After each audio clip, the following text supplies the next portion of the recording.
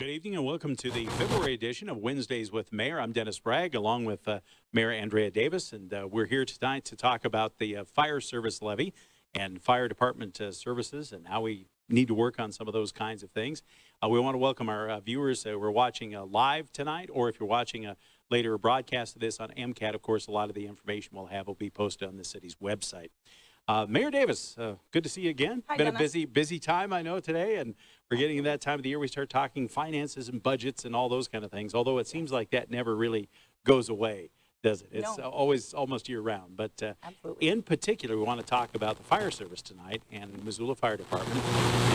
Let's do a little background first, because last year, it was August or so, I think it was, proposal was sort of floated about putting something on. There was some discussion about that. I think it was even placed on the ballot, as I recall.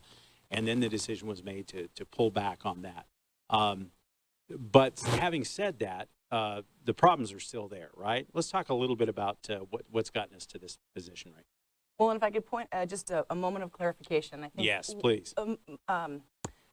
Underlying all of this is the way in which municipalities, local government, counties, other taxing jurisdictions like school districts, how we rely on funding to support ever-growing needs. And in the fall, when we knew there was so much great news coverage about the Department of Revenue 2-year cycle of property tax appraisals and the resulting impact once it was to go through counties' mill rate percentages and how local governments and other taxing jurisdictions would then understand how those property tax appraisal values would impact property tax payers. And in the fall, because of that environment and there being a lot of voter and resident concern, City Council worked with the department and the union to talk about actually pulling it off of the November ballot, because the City of Missoula, the Missoula Fire Department, clearly has the same concerns every other citizen in Missoula does, which is the rising cost of living.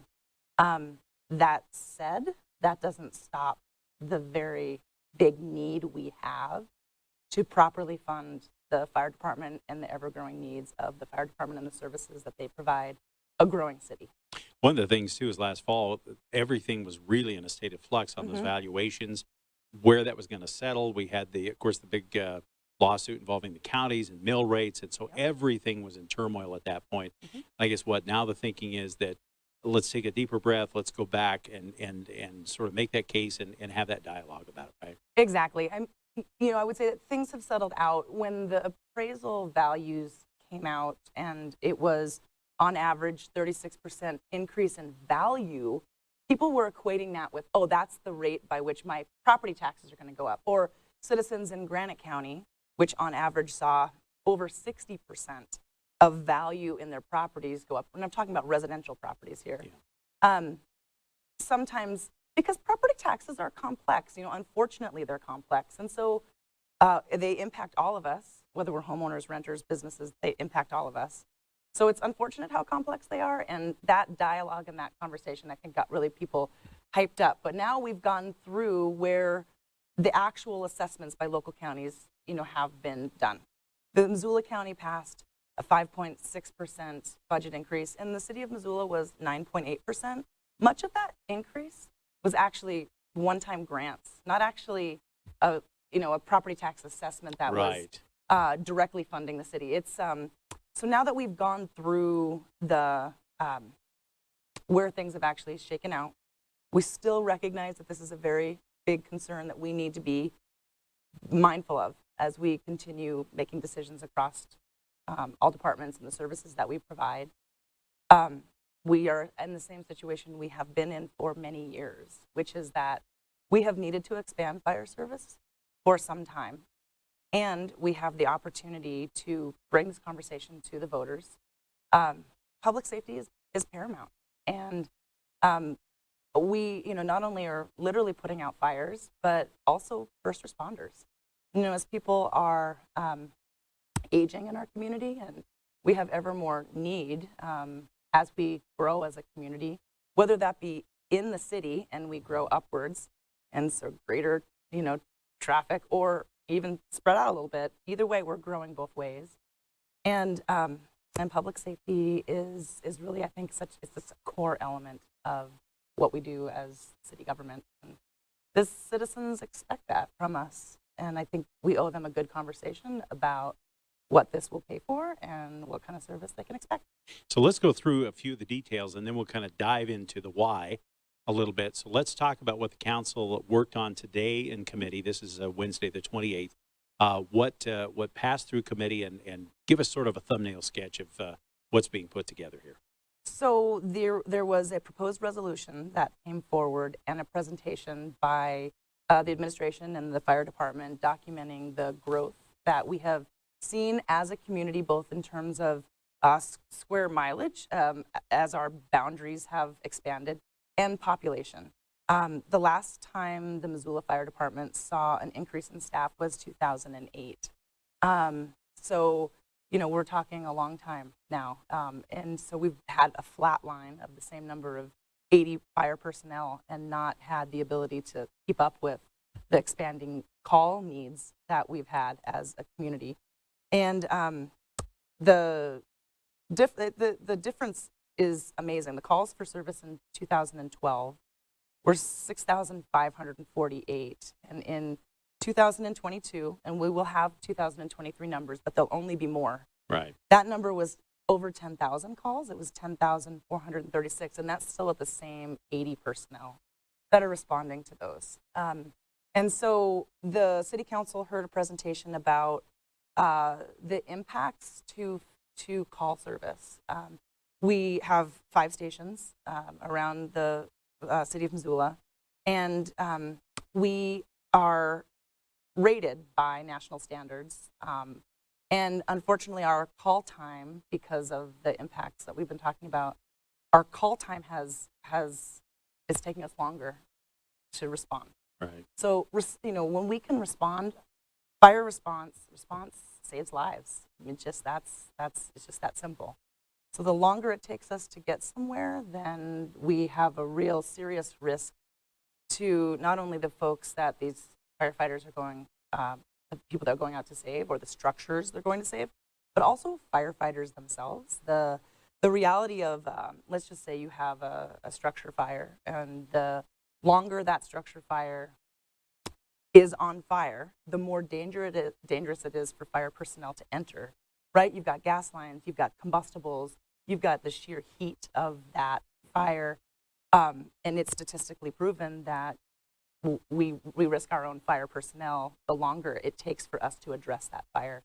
So the council heard the statistics, the circumstances, and then the decision was then to vote to put a levy on the June primary ballot for the citizens of Missoula to vote on a permanent levy that would increase revenue to the fire department, specifically for 20 new fire personnel, while we also site a new fire station. It would also allow us to have the local dollars that are necessary to buy apparatus, in other words, ladder Right. trucks or other fire equipment we need. That also includes PPE. You know, people are really familiar with that term after going through the pandemic, right? Personal protective equipment, all the things that we need to keep our firefighters safe, because they're dealing with the kind of chemicals that are necessary to put a fire out. We need to make sure that they have the opportunity to make sure that we're keeping them safe from hazardous exposures. And so that's the kind of equipment that we need to have as we expand staff. And so this would be $7 million. It would allow us to have 20 new permanent positions, and it would allow us to be able to decrease our response time, which increases our service to Missoula. What's the terms on the levy in terms of, is there a specific time, or is it ongoing, or what's the timing that we're talking about for this package? As far as when voters will vote on it? Well, no, as far as, is it a permanent levy, or? Sorry, yes it is. Yeah, that's what Yes, I meant it to is. clarify. Yeah. Yes, it is, yeah. So a bond normally is a financing mechanism. Mm-hmm. The library has a bond, and that eventually gets paid off. A levy generally is a permanent, Right. tax Okay. assessment. But I asked that because a lot of people are familiar, say, with a school levy. which may go for 2 years or 5 years or something like that, or there may be some kind of a time on that. So Right. that's the difference here. Yeah, thank you for clarifying Yeah. that. I appreciate that. Missoula is not going to shrink. I mean, there's really no reason for us to put a time period on it. All population projections, and then, I mean, if you just have looked around, you've seen that. Turns out we're a pretty attractive place to be, and we will continue to have more residents want to move to Missoula. So we'll need to have this capacity for public safety going forward. Now, this went to committee today, so I assume that this next council meeting, then that goes up to the full council to sign off on that. That would then put it on the ballot in June. That's right. Right. That's right. Okay. And the city council is following the statutory requirements to basically have the time period that they need to make the public aware that they are placing this on the ballot, and that will be in June. So the city council will vote on this on Monday night, Monday, Okay. March 4th. And just one final question that comes to mind on that. So compared to the proposal that was made last year, are we essentially the same, or were there any substantive changes from what was first pitched last year? We are essentially the same. Okay. We've taken a look at if there was ways to phase this in, and it really didn't make a lot of sense for us to come back to voters in stages. I think we have seen that with schools. We've seen that we need this amount of personnel now. It also takes quite a bit of recruitment, so it'll take a bit to ramp up. Yeah. There are stringent standards by which people to apply to be a firefighter, and qualifications, and so a lot of people are fit for the job. But yeah, it'll take us some time to actually be able to ramp up to what we need. The other thing I want to mention is that the city of Missoula has been able to bring on a mobile support team, Mm-hmm. and that is where we have underneath the fire department, because again, first responders not only to fire, structure fires, but also emergency services, and so paramedics, EMS, often on scene to any number of issues, car crashes, folks swimming in the river and having Yeah. issue, and a mobile support team was created as a way to recognize that as people were struggling with mental and behavioral challenges and needing emergent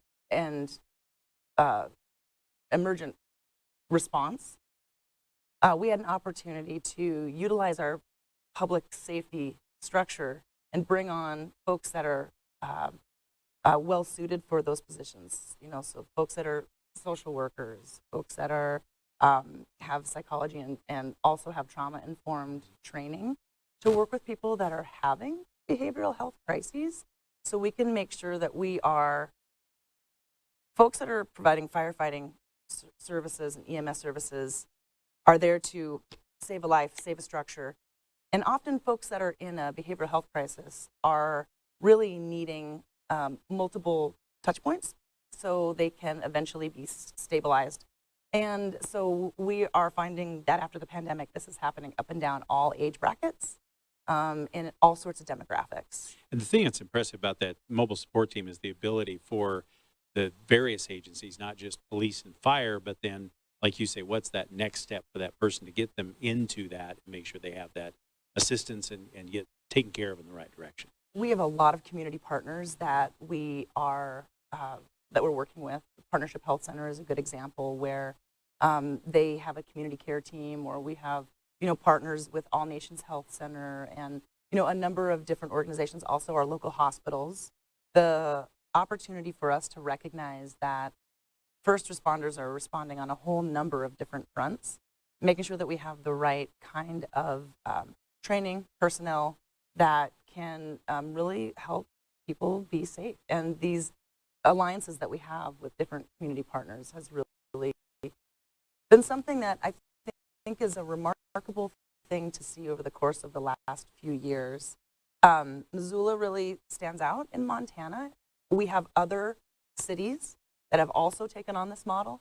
recognizing that first responders, both law enforcement and first responders, fire personnel, were dealing with situations that were really outside of their trained scope, and they were dealing with so many different issues. So recognizing that, being able to augment that with different kinds of training and skill set really enables us to deliver a heck of great It's a service. remarkable thing, because I think that, we saw, especially with the drug side of things and substance abuse, Yeah. I could tell all kinds of stories over the last 25, 30 years where you'd see the rise of those kinds of problems, but our departments were not really being given the tools to deal with those kinds of crisis situations. So it's been pretty remarkable. I mean, Dennis, I'm sure you've been watching this in the last, we're continuing. That's the ever challenging situation. Yeah. Let's go back, and we have a great crew here from Yeah, we do. Missoula Fire that we're going to talk to in a little bit, but I want to hit a couple of points. So let's talk about the why a little deeper here. Okay. And we'll call on you for a few of these points, and then if you want to hand off, and we'll get Chief Hughes or some of the others with us to also respond. But I want to go through a little bit, because 2008 is a remarkable year in the development of the city of Missoula. If you go back and you think about it, that was the, I always call it the outside magazine, Missoula, because, we come through the 90s, we were on the top 10 list in Outside Magazine every time you turned around. And it was a good time. We were expanding and things, and yes, we had some infrastructure problems, but it was different. And I think, I always point to the big development in Miller Creek as a classic example. That was the year that was approved. Well, now here we are with, several hundred homes online, and a few hundred more still to come, and more development out there. We had just had the station that was built and opened shortly before that, out in the lower station. Was that Station 5? Yeah, there, I got my number right. Exactly. There you go. But Station 5, it was brand new. Now it's surrounded by homes. I mean, it's a classic case of what we're seeing out there. But I also look at, the Satapquin neighborhood. We see the development out there in the Mullen neighborhood. We see all the development, that's been going on just in the core of the city itself. More commercial structures, more structures going up. What do you think when you take a look back at 2008, because you've been around, and if I said, well, fight these fires with the same level that you had, that's a daunting thing for the city to really consider, isn't it? Absolutely. I mean, we are in the service of the job of customer service. I mean, we were here to provide the residents of Missoula core services, and public safety is at the top of that. From just a homeowner's pocketbook perspective, one of the things that people may or may not know is that our data, so if there is any department in the city of Missoula that has rich data that is tracking it all the time, it's the fire department. We have national standards by which we have to report, and that is reported in what you call these ISO standards, and insurance companies use those to evaluate fire response time and evaluating risk, right? They're evaluating risk of all sorts of things. They're evaluating risk of wildfire, which also something that most people don't know, at least that I've come across, is that our city firefighters are part of a multi-jurisdictional agreement, and we are also helping with wildland firefighting emergencies and planning. So when there is a fire up Rattlesnake, for example, or if there was an issue, we would have Missoula Rural, we would have the City of Missoula responding to that as well, and we would also have our partners with, Forest Service and Department of Natural Resources. And to be honest, one of the big untold stories right now is what's going on with fire insurance rates. That's right. You look at the areas, especially in the south part of town, rates have jumped dramatically over this last year because of the Lolo Creek and the Lolo Peak fires. And it's an impact we have not talked much about. So Exactly. Yeah, anytime you have a fire in our proximity, then those insurance rates. So whatever we can do, especially inside, to maintain and try to improve that fire coverage as much as possible helps. Those ISO ratings are then basically, they go right to a homeowner's pocketbook or a commercial building owner's pocketbook, because it does impact your insurance rate. But even just insurance companies providing insurance, so you just hit on something that I don't feel like it's talked about very often. More severe and it's not just weather. a Montana problem. A lot of it's the California fires, and all those actuary tables are just blowing up right now. So Yes. it's a huge problem. Yes, for it us. is. So the better we can perform, the better that we can keep people insured, quite frankly. Yeah. So that's a significant part of the why. I talked about just even some of the, the psychological, the impacts not only to our own crew by being stretched really thin, and they're dealing with emergencies. That's what they signed up for, but that is what they're dealing with. And then when they're also spread super thin, knowing that they're not providing the service that they have signed up to, that where they want to be for that, there's psychological impact to not only our crew and the health of our crew, but the city in general. I mean, if we're not able to, remember a couple months back, unfortunately, there was a fire on 4th Street in Missoula where it was a total loss because of a gas leak situation.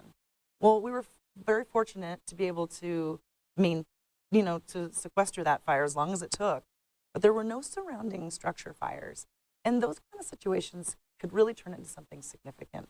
And that has a deep psychological, sometimes maybe almost, something that people aren't necessarily recognizing, but safety is at the bottom of Maslow's hierarchy, right? Like the housing, food, and psychological safety. It's part of our basic survival. And so that really leads to the why as well. I mean, I feel like that's one of the things that we are responsible for as a municipality and a city, and we want to do it well. One of the things, too, that I find interesting, and we're going to bring Chief Hughes up, but one of the things I find fascinating, too, is Missoula, like many cities in the West, has these different pockets of age for structures, right? Mm-hmm. So we'll do everything from, the almost Victorian or at least, early parts of the 20th century homes. Sometimes they're older, sometimes they've been redone, sometimes they haven't. Right. So you have a lot of complications there. Yes. Then you move on, then you get the homes, say up in the South Hills. Classic example. Homes that were built in the 60s, especially the 70s. Now they've got a lot of vegetation between those homes. Things have grown up in that neighborhood. Then you have the more dense neighborhoods where it's like, even 3,000, 3,500 square foot homes are right next to each other. And of course, I always look at this because I'm I'm kind of a worst case sort of guy. And I'm thinking, remember that little fire called Oakland Hills in California? And it was so similar to what we have kind of developed here. And then our commercial structure, same kind of thing. We have a lot of buildings that, they're older and, they use. So it gets pretty interesting, doesn't it, from a development standpoint or a mobile homes. Absolutely. There is nothing more frightening than when you see a mobile home park go up and it's one after another, after another, after another. And so we have a lot of challenges, don't we, from just the nature of our community that's built in. We do have a lot of older structures, and yeah, I mean, like you really hit it. I mean, this where Station 5 is located, it's built on a hillside. It's not a grid system. No. And so, just managing apparatus and trying to navigate that kind of terrain and neighborhood, and if Station 5 has deployed to another part of town, which is what happens now, and something happens up there, the order of magnitude for being able to get to that situation quickly, it's really significant. Well, we've seen the scary things. I mean, both the Lolo fires, you could be up there in that Miller Creek neighborhood, and I mean, there was embers just dropping, from those fires. Same situation, we had that fire up Grant Creek about, I want to say 4 or 5 years ago. And you could tell, and you see the problems with egress, and it gets complicated. So when you look at something like the fires in Kelowna, BC, this summer, I mean, I've been to Kelowna, and I'm going, there's a lot there. I mean, there's some more urban aspects of it, but especially on that one side of the lake, I'm going, that's almost a snapshot of parts of, the Missoula region at least. So it's scary stuff. Yeah. This will be something that will be part of, I believe, this is going to be with us for a long time, and then some. I mean, I don't know if you saw in the news today, Texas has major wildfires fueled by really significant winds. 800,000 now, and that one fire, it's like 81 square miles. Yeah. It's remarkable. Yeah. I think we're going to add a chair. I'm going to drive my MCAT crew nuts. I think, Chief, why don't you come up and slide in right here between us, because I think we have some detailed questions here. Sorry, guys. Want to thank our crew, Ron and Scott and everybody, always from NCAT, doing a great job with us, and go from there. Come up just a little closer here.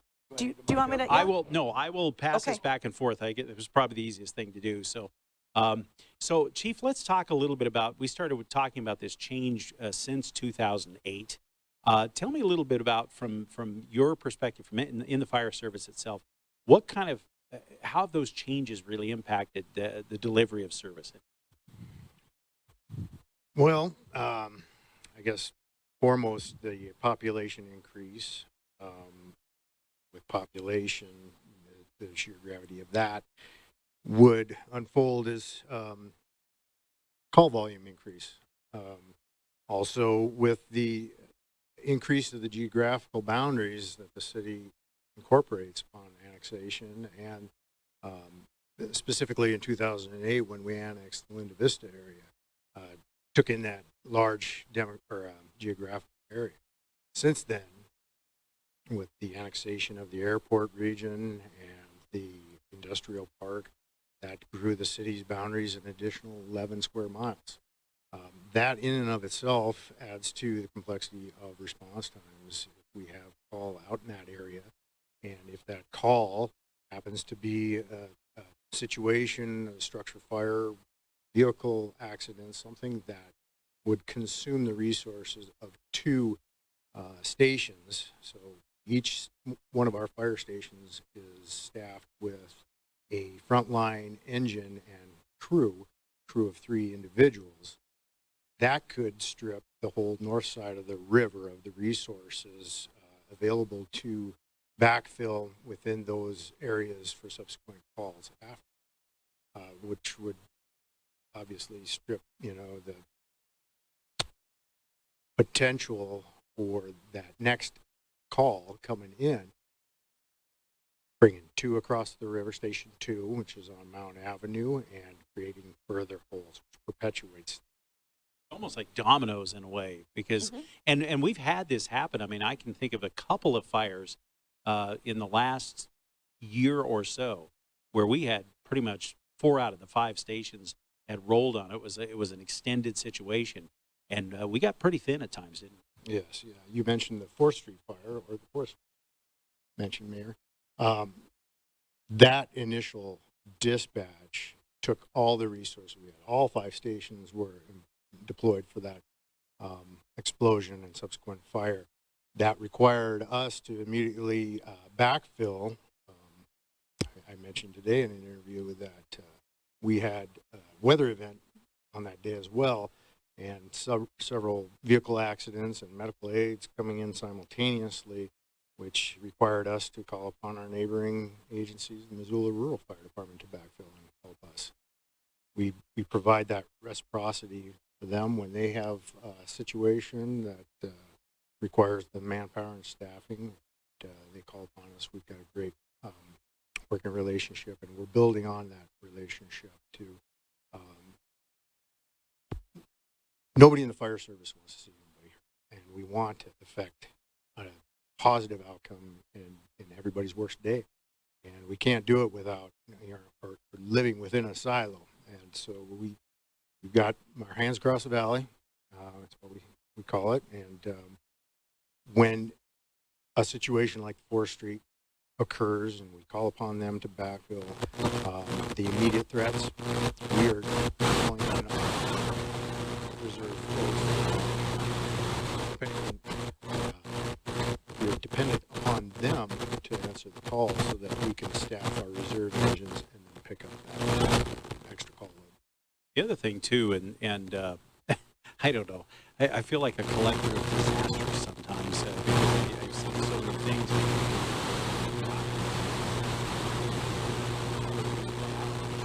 Always a fire situation. I mean, that's one that tied up crews most of the night, but especially in that initial response time. And talk about a difficult situation. I think in all my years, that is one of the worst access situations I think I've ever seen. You had 1.5 feet, maybe 2 feet of snow drifted, but you try to park, we were trying to park our live truck, a news car up there, and you're buried, and there's no parking, there's no room. I mean, those things happen, and that's another aspect of that response, those critical responses. Yeah, absolutely. And thankfully, those events aren't all that common, but I would take that event and then couple that with the flooding of 2018, bad wildfire years, you get spread thin throughout the year, and it just takes one of those events would be the catalyst to occupying several of our folks. We had that wildland fire up the Rattlesnake, and we'd have to call back crews to staff the reserve equipment that we have. It would be an all hands on deck affair, and you know, we want to have the resources available in those situations, and every day, of course. It's paramount that we provide the best service for citizens of Missoula, and comes the proper staff identified our needs. I know it's funny, my experience in Puget Sound, you know, it was always, you're always on the wrong side of a river, or wrong side of an island, or whatever. Missoula, in some ways, has that type of similar. Well, I mean, we love our rivers, but it's like you're always, oh, I'm on the wrong side. Is the bridge still in service? Is the bridge jammed with traffic? Oh, I've got to go here. No, there's railroad tracks here, or there's, you know, go around. So talk a little bit about, Mayor Davis talked about this response time aspect of things. What would those levy funds do, and having the additional personnel, especially, let's talk about that new station that you're talking about there. Sure. Not only do we have the river and the railroad, as you mentioned, the Interstate 90 presents a challenge to us for the valleys, the Grand Creek and the Rattlesnake. So we can't forget, you know, all of these aspects that drive higher response times. We have 2 stations north of the river, 3 stations south of the river. In anybody's opinion, it makes sense to have a 3rd station north of the river to balance that out. But our predominant call volume is with the stations 1 and 4, which are those stations north of the river. You've got the downtown, which has a major call load associated with it. Station 4's district has a number of elderly care facilities. You know, we know that demographic of 65 and older drives that EMS component in the call volume category.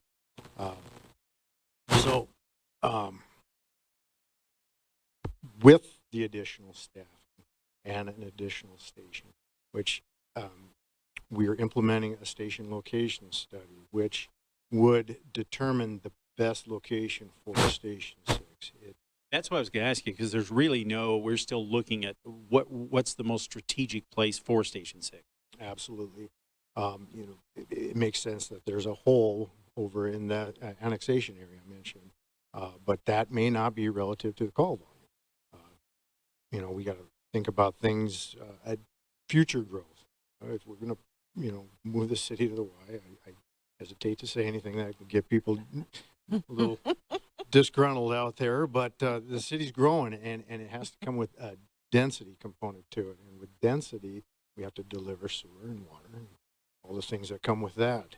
And you do have density issues. I mean, I think of because I think that Station 4 is North Reserve, right? Yeah. And I think about the multifamily that has gone in there in behind, you know, west of Reserve. I mean, the multifamily in there, there is, you drive in there, it's narrow and, you know, tight development, but there's more units in there than most people even, it's almost its own little city now in there. Yes, more units, more people, higher volume. You know, you mentioned Linda Vista area and the structures and the demographics of the aging structures. You know, relative to that, you've got code changes that were very good in identifying situations that were catalysts behind the fires. Changes in electrical code, which, you know, our numbers of fires are going down. The severity of the fires are going down if we get quick response. We bring enough resources in there to implement the fire attack and put that fire out in room and con. But yeah, the multifamily dwellings there, that is going to have a component, I can guarantee, of higher emergency medical calls. The structures, fire sprinkled, the structures, you know, generally take care of themselves in the built environment. We've got fire sprinklers, but we can't protect against what people do, and besides the job security that we have in that realm. But EMS is a driving factor, and we respond with the location of our stations strategically placed in a way that we can get to those, well, we want to get there in 6 minutes or less, but we're not hitting them. Well, and it's a key thing, like I said, that I've seen. I always remember learning years ago. It was like the I think it's 78 or 77 mobile homes with their aluminum wiring was always one of my classic tales, because it shows how things have changed. And fire crews roll up on one of those and go, if we aren't here in the first 2 minutes or 3 minutes, it's a losing cause. So it could be challenging.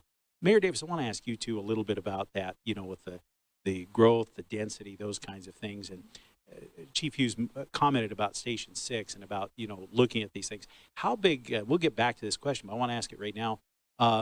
Public involvement in something like citing a new station or those kind of things. How big is the public involvement in terms of how to use this money and make the best use of what's approved?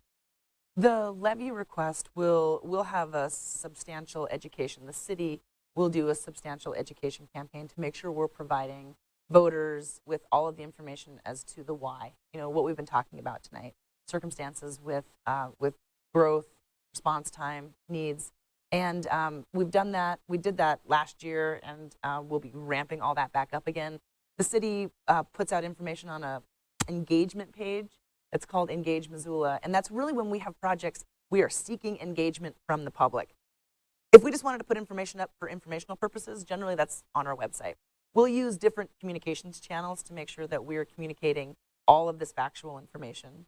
Like anything that is on the ballot, there will be a private advocacy, Friends of Missoula firefighters that'll be working on this from outside of the city itself, because the city has to maintain basically our efforts simply from an educational perspective.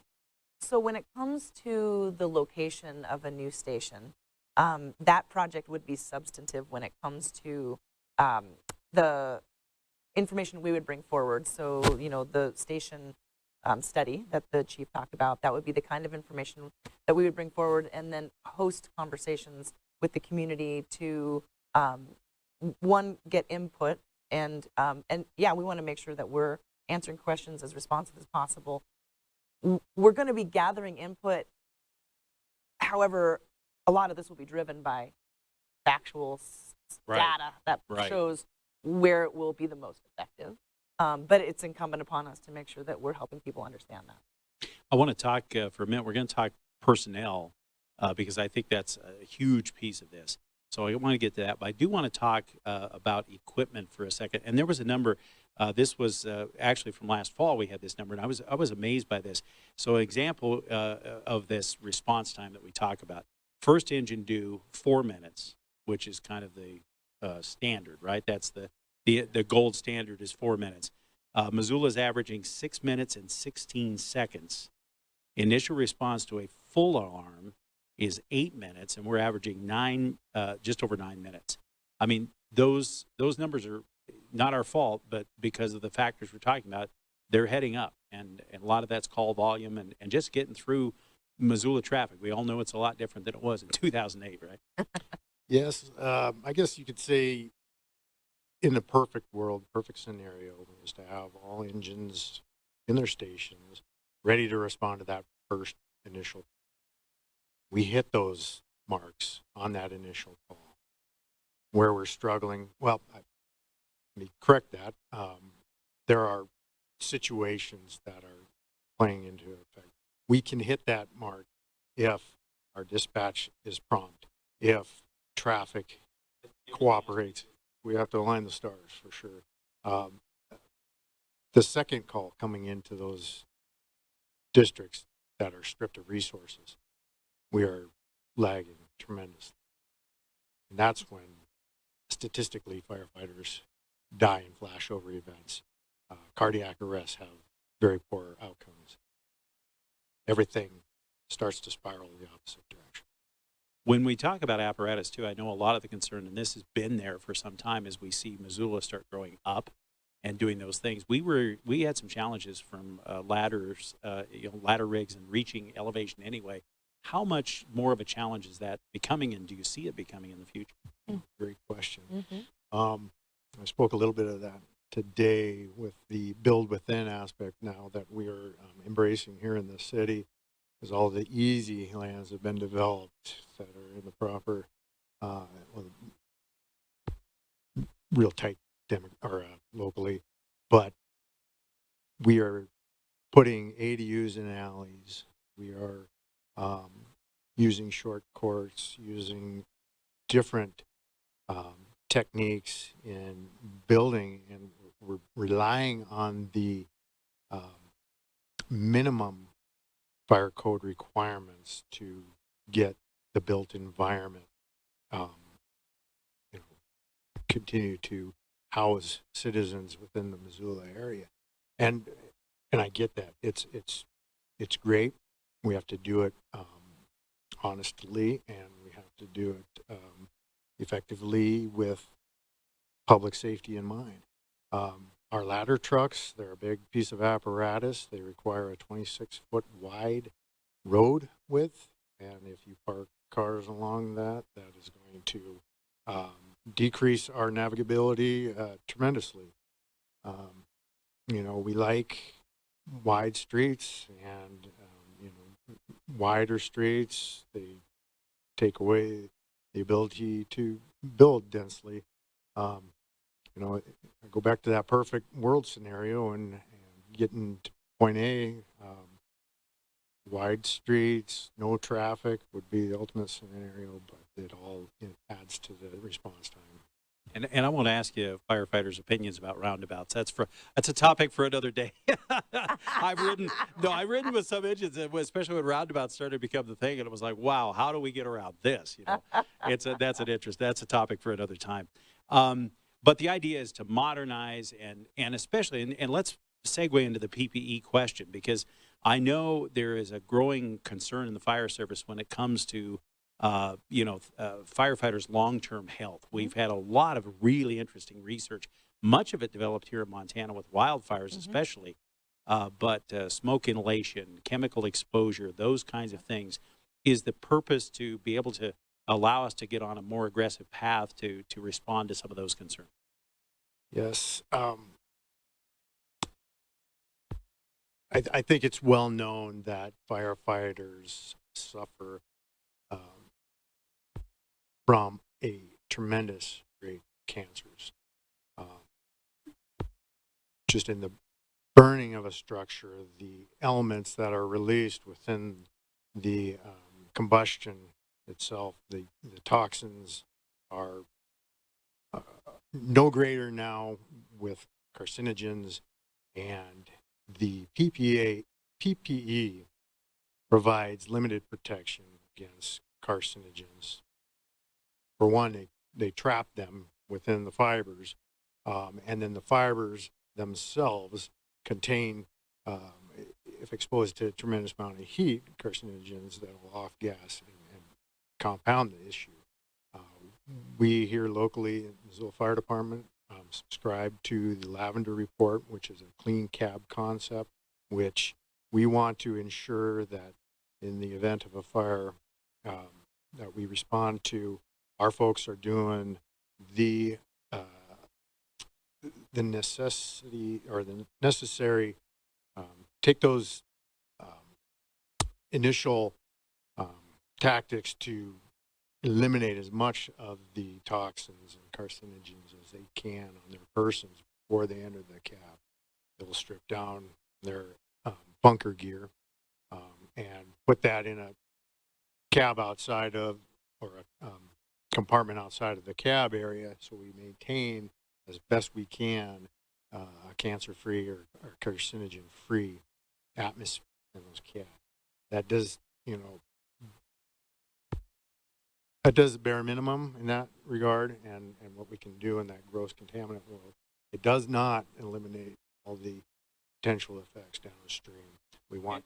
I know some departments, but I know some departments, that's where the timing of rolling over bunker gear and replacing bunker gear, there's a lot of new information that is kind of indicating, you can't get by with the same turnouts 20 years down the road. It just doesn't, even if it's your favorite gear, that's not a smart thing. That's true. And we were very fortunate to take CARES money when it was available through the pandemic, purchase every firefighter a second pair of turnout gear. We didn't have that luxury in the past. And you may have had a fire that you responded to and you had contaminated gear that you'd have to turn around and put back on for the subsequent calls.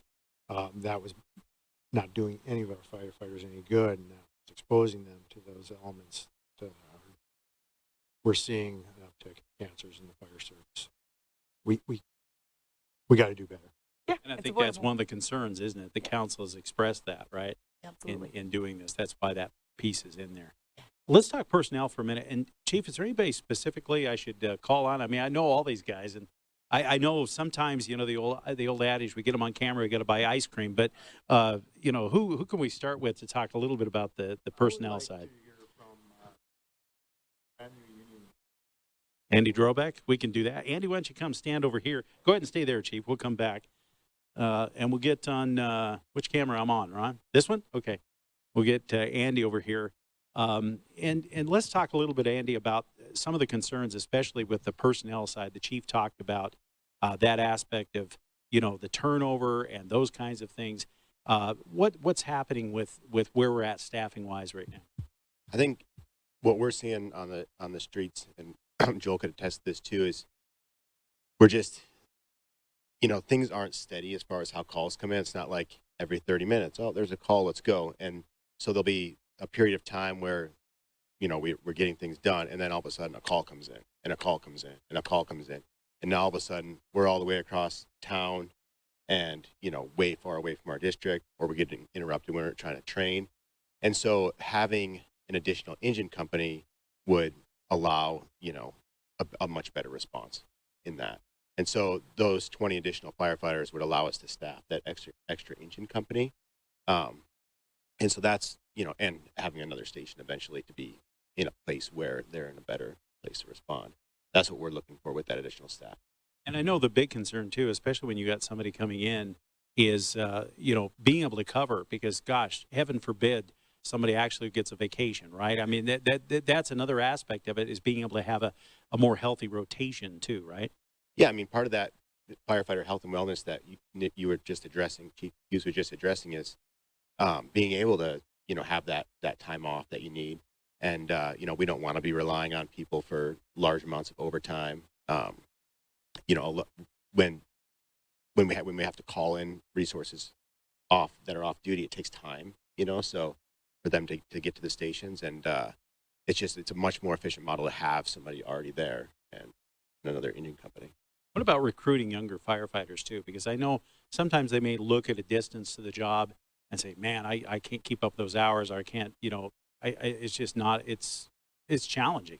How much does that impact being able to recruit new firefighters, or even others from other districts that would like to come in? I think, you know, the fire service is still a great career, and we're always trying to promote that when we go out as a union and get people to come in to the profession. There has been a decrease in applicants to our job, and, you know, nationwide. And a lot of it has to do with this problem that we're probably in the more beginning phases of, really getting to a really bad point in other places where we haven't got to yet. So part of it, you know, we want to have a fire department that people want to come to. And Missoula is one of the leaders in the state for sure, where people want to work, and we do a great job here. And we want to keep it that way, where people are wanting to work here. What do you hope people will consider as this goes on if it goes on to the ballot in June? Is there anything, you know, from your standpoint as a veteran firefighter, that you hope they consider or hope they take a look at? I think what's been hard for us is really conveying the message of what we do, because, you know, nobody knows what we do. And we see that when people come ride, it's really eye-opening for them of, oh, this is what the fire department does. They run all these EMS calls.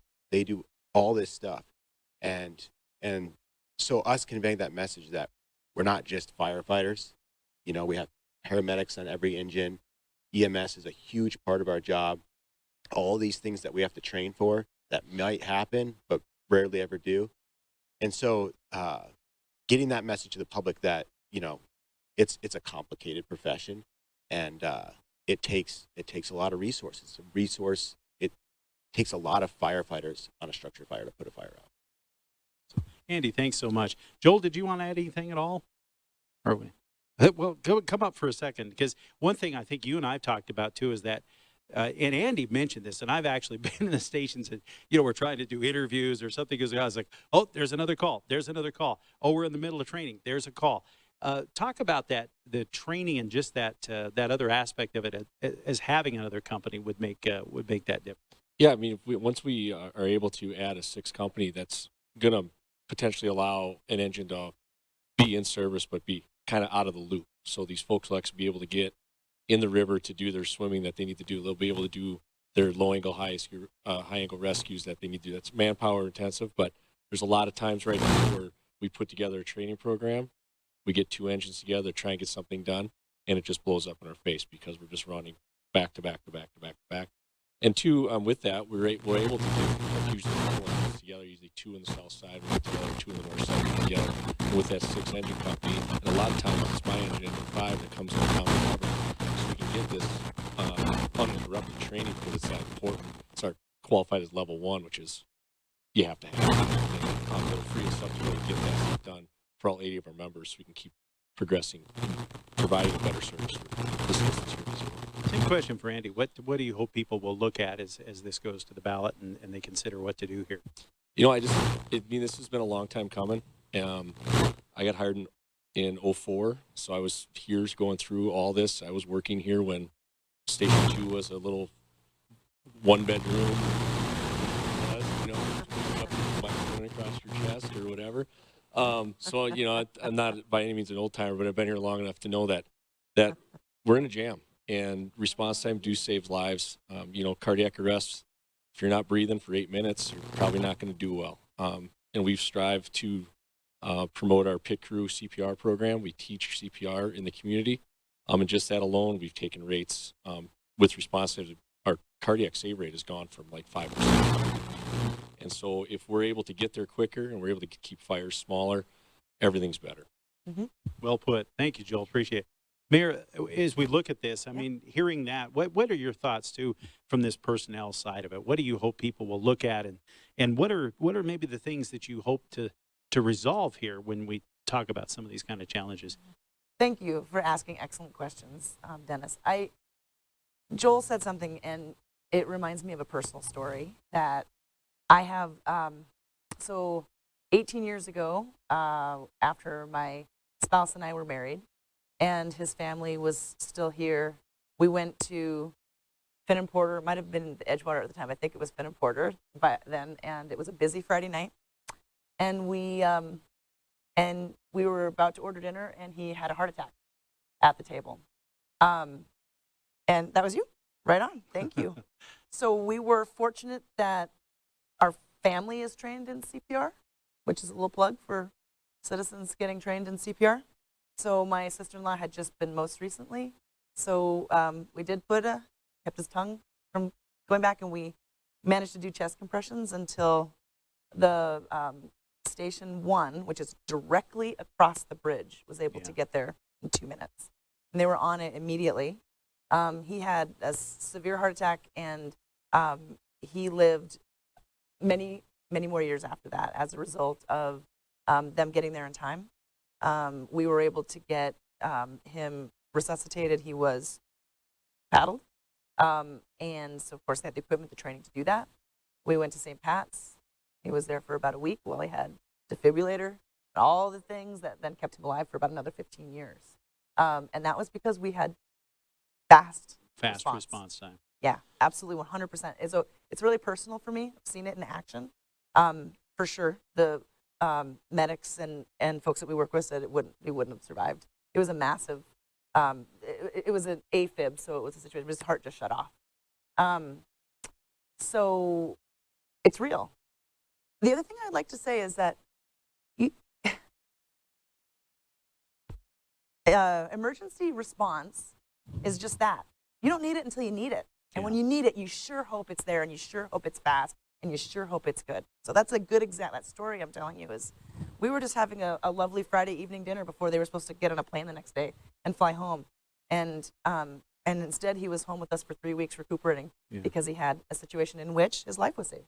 So Well, that's something I'd like folks to think about, because it's like you don't need it until you need it, and then you really want it.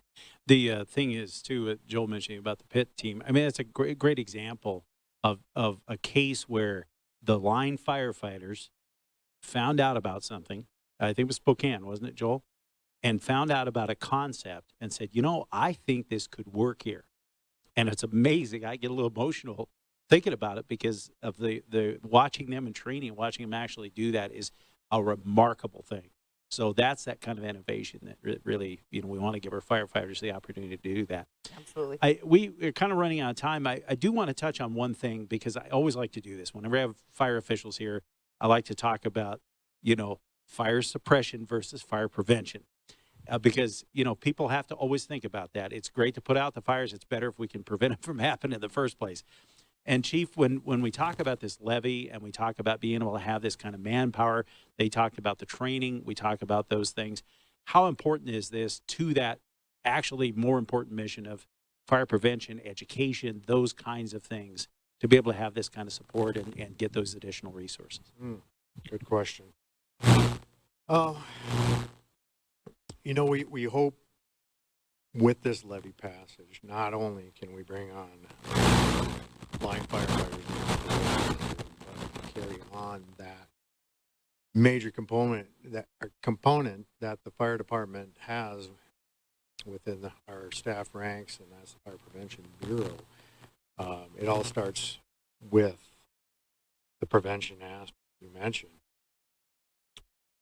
People being aware and having the built environment that is relative to the safest practices, and ensuring through the enforcement of code that our buildings are safe for the occupants, safe firefighters should they have to go in and fight these fires. We need to build all aspects of the fire department. Most of all, get the firefighters on the streets that can affect those immediate emergencies. But it's the bigger machine that we have. We have to provide this stable funding for our mode support team. We have to look at, okay, as we grow ranks, because we now have potentially 3 engine companies north that ISO requires certain training hours to be met, and we want our firefighters trained to the highest level and expertise that we can. You know, there are some aspects of this levy that could fill in those holes as well, that ongoing revenue stream to provide a potential second training officer to spread that workload out. So, you know, with busy call volume comes all the other aspects, training and ensuring we're meeting the standards. We have a very diverse environment. I think that has come out tonight, and we talk about, you know, I think about being out with the team, you know, when they're doing the river rescues and, you know, that kind of training, or doing ice rescues in the middle of the winter, or the aerial stuff, or climbing up and down the buildings and figuring out how do we fight fires, you know, more than 4 stories off the ground. It's a real fascinating and diverse community that we have. So, Andrea, this will go to the City Council on Monday. I'm not sure people might be watching this later, but it goes to the City Council on Monday. And I would imagine if people want more information, how can they find out more about this? You mentioned education efforts, but will there be a specific place on the website, the city? How can we kind of get ourselves educated to find out how we can support and decide on this? The very best way and easiest way, if you access a computer and online, is Engage Missoula. You can look up Engage Missoula Fire Levy. There's a bunch of information on there. If somebody watching tonight does not have access to a computer, contact the mayor's office, and we will make sure that we connect you with the fire department. We will make sure you get the information that you need to understand everything that we've talked about tonight and more. One of the things that I wanted to give a little bit of, hold on. That never happens to me. It's usually on my tie, and when I stand up, it goes off. You know. Right.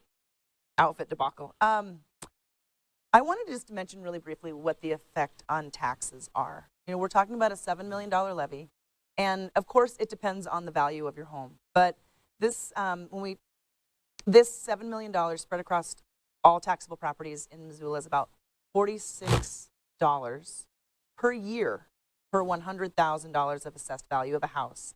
And the median assessed home value in Missoula County is $413,000. So that would mean it's about $190 a year, which is about $15 and change, $16 and change a month. That means it's like 55 cents a day. And so when we think about, is it worth 55 cents a day? Is it worth 60 cents a day to have this? I believe it is. I know it is. I mean, I think about what I easily spend 15 bucks on. I mean, there's an awesome burger joint right down the street right here. They have an awesome burger for 15 bucks.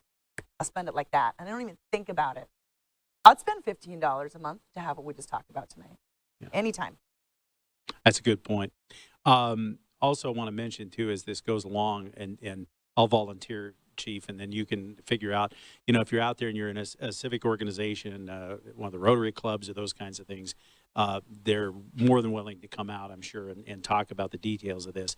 So if you're watching and you'd like to, you know, share some information with your group, organization, or whatever, get hold of the mayor's office, or that's probably the best point of contact, I would imagine. Absolutely. Unless you have a fire, you know, and you need that, then call these guys and they'll give you information as you go. Yeah, I don't mean to make light of it, but yeah, I think that's a big part of this is that kind of information. So, yeah. All right, well, we appreciate all of you for participating, and certainly a lot to chew on and consider. But that's what being a resident of Missoula is all about, is figuring out how do we work together to solve these problems, and especially in something as critical as the fire service and emergency services. So I want to thank both of you and all of you for joining, and thank you for watching out there. Don't forget, all that information, as the mayor said, is on Engage Missoula. You can find out about all things there, including the fire levy. Again, I want to thank our crew here at MCAT for doing all the camera work. Thanks for their hard work. Thanks to the Missoula Public Library for hosting us. Don't forget, we're here on the fourth Wednesday of every month to talk about different issues with Mayor Andrea Davis here on Wednesdays with the Mayor. Thanks for joining us.